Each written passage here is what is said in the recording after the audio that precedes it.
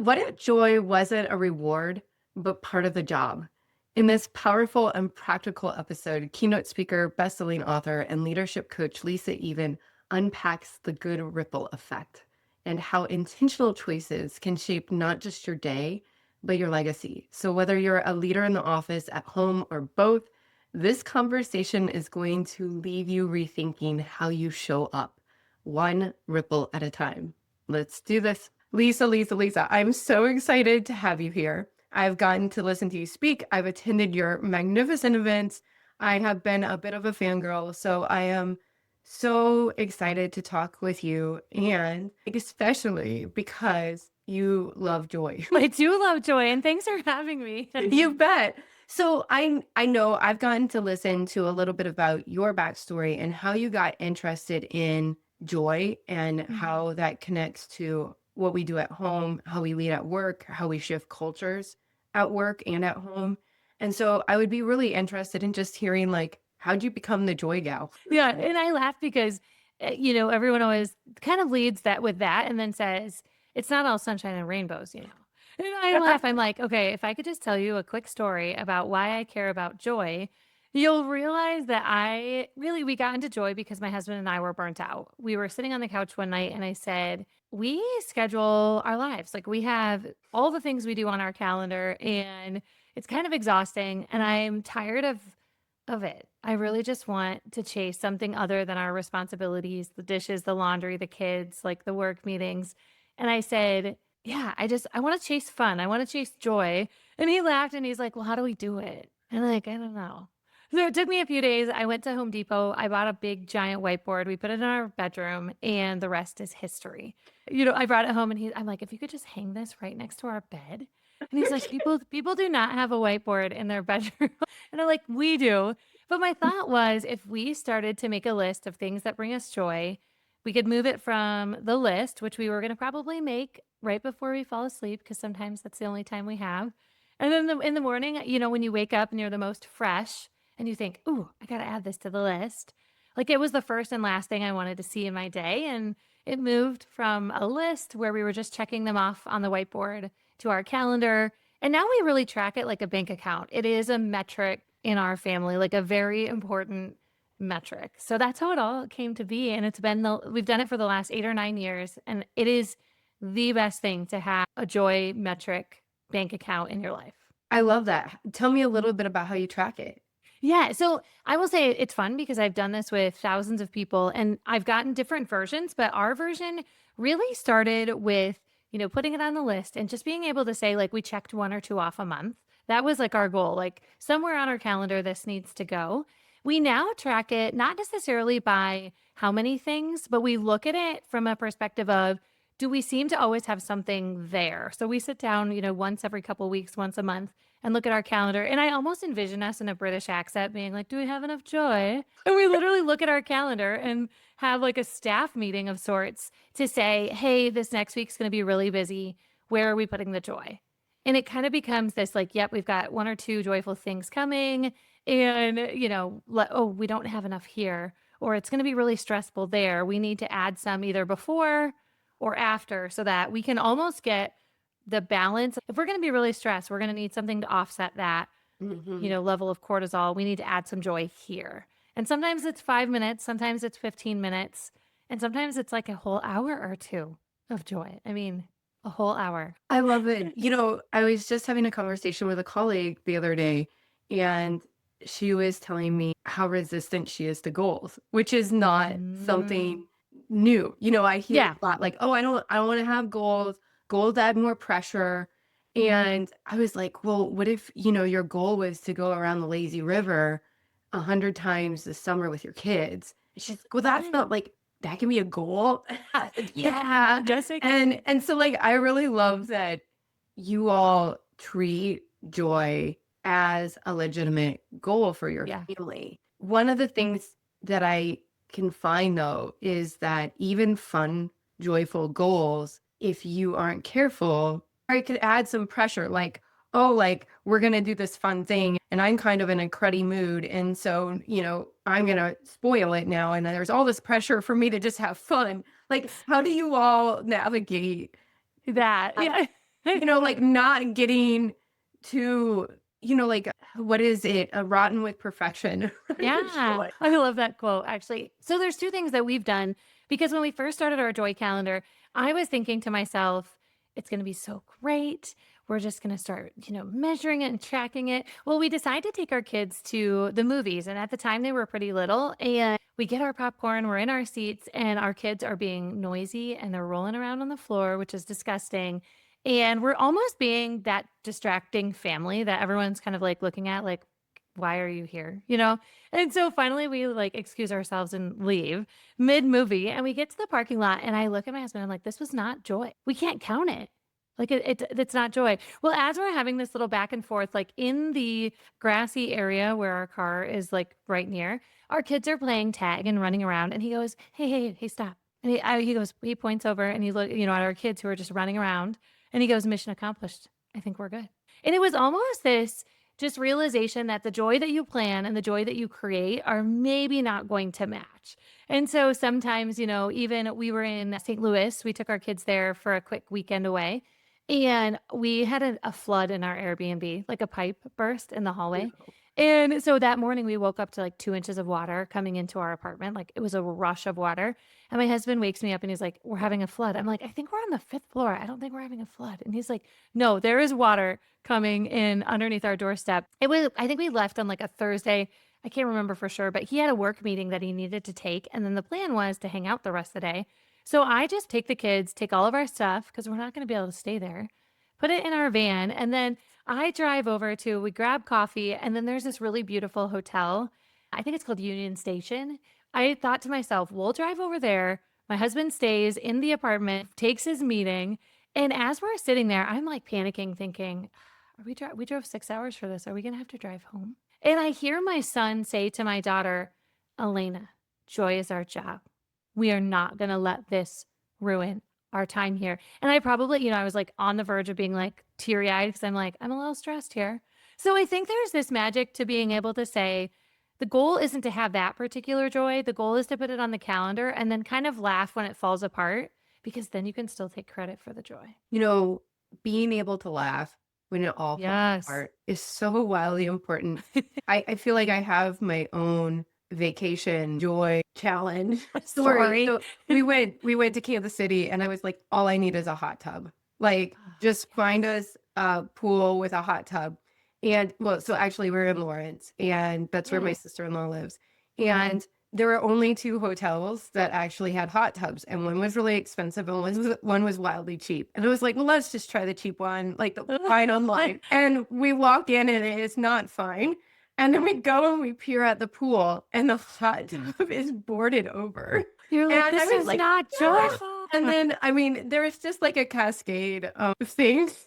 Terribleness. You're just, Like sheets needed to be changed. This didn't work. We go to swim the next morning and there's like bugs in the pool. And we were just laughing so hard. We were like, some people go on vacation and they swim with dolphins. We're Yeah. swimming with roaches. We're not fancy. It was like totally a gross experience. Yes. I was bummed about the hot tub, but like we laughed about it. And on our way home, we found a swanky hot tub to make it happen. And so it did eventually happen. And I think that, making joy your job gives yourself permission to laugh when Yeah. things don't go as planned. Tell me a little bit more about like what you mean when you say joy is your job. Yeah. Joy, one of the things that we realized is that we were pushing joy off until later. We would say to Mm. ourselves, well, after the kids sleep through the night, then we're going to be able to go places and do things. And, after this project at work, then we're going to be able to go and do it. After we buy a house, we're going to be so much better off. Like we would just find reasons to kind of almost like a box that you never sort, right? You like see it and you're like, I'll get to you someday. And you just kind of keep shoving it to the side and then you move it over. And we realized that no one was going to come along and help us find joy. That if we kept pushing it off till, the end of our lives, we were going to look back and be like, wait a minute. Wait, were we supposed to do it back there? And so we realized that joy is our job, that no one's going to come along and help us have more joy. No one is going to come along and be like, and this is the time where you have joy. Remember, we told you. And so we just decided that if joy was going to come our way, we were going to own it and start making it kind of our mission, our job, just like you would, a project at work. We take things very seriously at work. And so, in a weird way, we're taking this really not serious thing seriously. Mhm. And that was a really helpful mind shift in thinking about, and we're going to have to be two things at once. Like we might be a little busy, but where are we going to put the joy? And we might be a little poor at certain times, like what kind of joy can we have here? It was really this idea of almost putting on a badge like a park ranger and being like, I'm the joy lady. Let's go. And it's been the most freeing and fun permission giving thing. And I'm not talking like the big fancy joy. I'm talking like the daily, like last night, my husband and I, he goes, hey, do you want to go on a date? And I was like, I do. And he works really odd hours. So sometimes he'll work overnight. So he had to work at 8 p.m. And this was like 7 or so. And I was like, I do. What are we going to do? He's like, we need to refill the propane tanks before we can make hamburgers. Ooh, that's sexy. Yeah. And the gas station is literally like 0.3 miles from our house. And so I literally yell up the stairs. I'm like, kids, dad and I are going on a date. We'll be back in 10 minutes. And my daughter's like, okay. And literally we went on a date. We kind of laughed for 10 minutes straight. We refilled these propane tanks and came home and cooked burgers. And then he's like, okay, well, I'm going to go to work now. I'm like, okay, bye. I Like love that. tiny, tiny, tiny, tiny bits of joy. Well, I think it's just sometimes as simple as reframing Yes. what you already have to do, Yeah. something that you get to do, and you're labeling it in a new way. Yeah, we are completely like 1000%. Our actual dates are never at night usually because we don't have time. And he works weird hours, I work weird hours. So usually they're like Wednesdays from 3 to 4 p.m. Mhm. Our kids get home from school. We literally say, would you like technology and a snack? And they're like, well, yes, we would. And, they're a little bit older now. And we would do it a little different if they weren't. But literally from 3 to 4 o'clock on Wednesdays, we have a list of coffee shops on our fridge. We like pick one and we drive there and we have coffee and then we drive home. And sometimes it takes us the entire time to drive there and order and get back in our car. But we have labeled it, we've determined it. And usually then both of us, even if we're a little cranky to begin with, like coming hot off a meeting or what have you, we're both like by the end of that hour, we're kind of like, oh, I feel better now. Like, Yeah, thanks for some joy. I love that. Oh, thanks for some joy. That's beautiful. Well, and I know, so many of these examples are in your home and ways that you've also shifted your entire home culture. Yeah. And I know that you also talk about joy in the workplace, and this like geeks me out a bit because I work in higher ed, and academics are very serious. Yeah, right. Like, Right, yes. we've published our articles in the journal of mildly interesting. Yeah. Yes. And so, I'm kind of a bouncy academic. I'm Yeah. bouncy and joyful and optimistic, and that gets met sometimes. And They're with like, who are you? yeah, like glances, like what is happening here? But I kind of like freaking people out with some joy in the workplace. And Yeah, me so too. tell me a little bit, like I want to know, like, how do people respond when you're like, hey, I'm going to talk about joy? Yeah. Workplace. Actually, we couch it in this idea of how many people are burnt out? How many people are Oh, stressed? Are you feeling like not great? Right. And I don't have them raise their hand, but I'll just say, you might know someone who's feeling like this. Right. And then everyone's kind of looking to each other like, because we're all feeling that. And then I'll say, what if you could do a little bit to counteract that? What if you could bring a little bit of like something lighter to your day? mm, And I talk about more from this is more geeky team stuff, but I talk from the level of like, what are you doing as a leader to make sure that you both have work and play?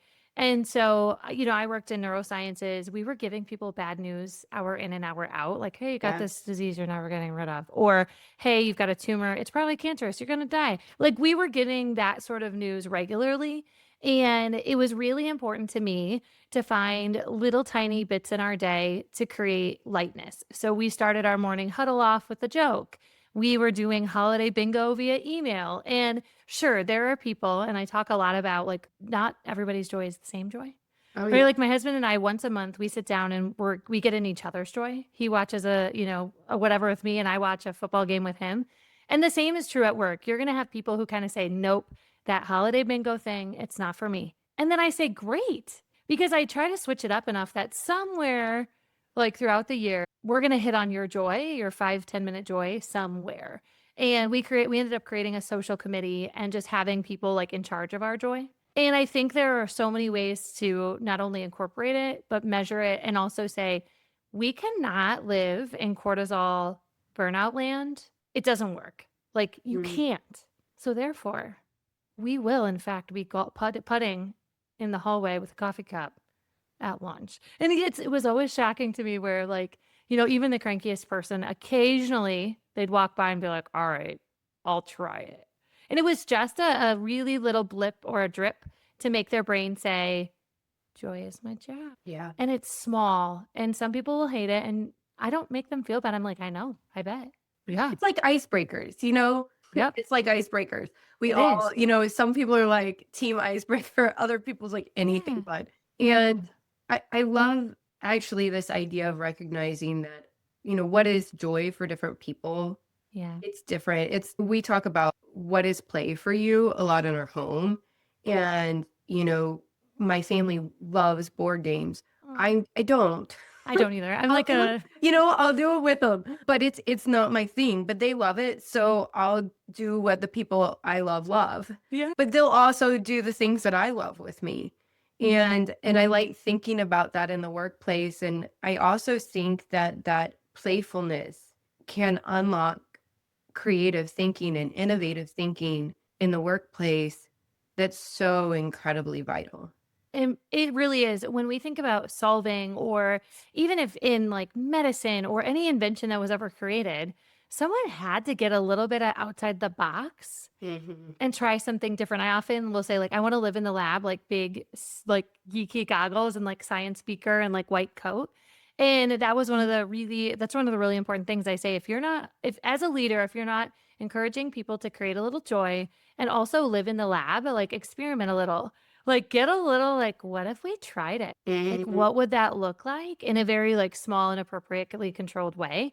Like, you can do and solve a lot of things, but you can't be in fight or flight mode when you do it. Like most people don't solve the world's problems when they're like just trying to hold on to their sanity for one more day. Like that is not the place where I want you coming up with new ideas when you're like, I can barely think straight. Oh yeah, I mean, in higher ed, I say all the time that if we wanna be part of creating a generation of students that have really healthy relationships with their work, we have to model that. We cannot teach or create something that we aren't willing to work on ourselves. Yeah, you're the permission givers. I often like I have a picture of my little nephew wearing these really cute little blue like glasses that say have good ripple effect. And I look at that picture and I'm like, I am the permission giver to him. Like even to my son when he's like, Elena, joy is our job. Like I gave him permission because he saw me do it to be in that line of thinking, in that way of acting. Like your behavior, they model it. And I think coworkers and teams, I'm actually writing a second book about culture. And I was just writing about this so that you are the permission giver to your team. So give them permission and you have to be living it too. Absolutely. I think it is so hard to lead something that you aren't willing to model. Yeah. It It's is. just it's so hard. And I know too that you're really invested in impact, right? Yeah. You want people to have a good ripple effect, and impact is what makes that ripple go.